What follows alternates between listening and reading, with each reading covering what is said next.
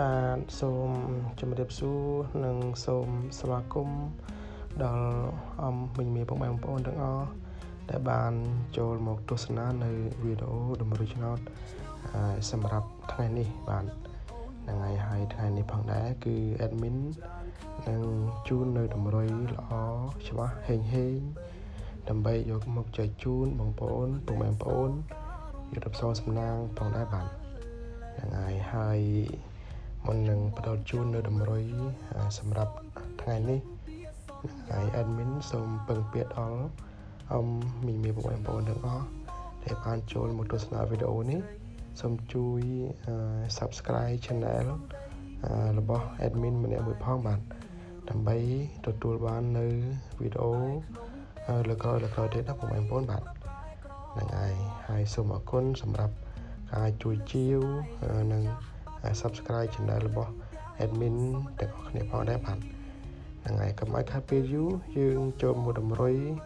ដែលយើងបានលេងកាលពីម្សិលមិញទៅណាបងប្អូនហ្នឹងហើយតម្រុយគឺ admin ដាក់នៅលើអេក្រង់នេះតែម្ដងណាបងប្អូនបាទហ្នឹងហើយ admin អត់បានហៅលេខនឹងទេហ្នឹងហើយដាក់ជូនមើលតែម្ដងណាបងប្អូនបាទហ្នឹងហើយសម្រាប់លេខដែល admin ដាក់ឲ្យគឺយើងមានលេខអូមួយគ្រាប់មួយខ្ទង់លេខបុក2គ្រាប់និងលេខធំ2គ្រាប់គុណណាបងប្អូនហើយដើម្បីយុទ្ធសាស្ត្រសំណាងទាំងអស់គ្នាផងដែរបាទហ្នឹងហើយសម្រាប់លេខអូឬក៏លេខបុកឬក៏លេខធំ3លេខហ្នឹងគឺ admin ដាក់នៅលើអេក្រង់នេះតែម្ដងណានៅលើអេក្រង់នេះតែម្ដងណាបងប្អូនបាទហ្នឹងហើយលេខអាចខុសអាចត្រូវណាបងប្អូនអញ្ចឹងពេលយកទៅសូមលេខនៅការទទួលខុសត្រូវទាំងអស់គ្នាណាហ្នឹងហើយព្រោះថាលេខដែល admin ដាក់ទៅមិនមែនប្រកាសថាចូលទាំងអស់គ្នាទាំងអស់តែម្ដងទេណាបងប្អូនបាទហ្នឹងហើយអញ្ចឹងដោយ admin បានបញ្ជាក់សូមលេងដោយការទទួលខុសត្រូវហ្នឹងហើយកុំលេងធំខ្លាំងពេកណាហ្នឹងហើយកណ្ដា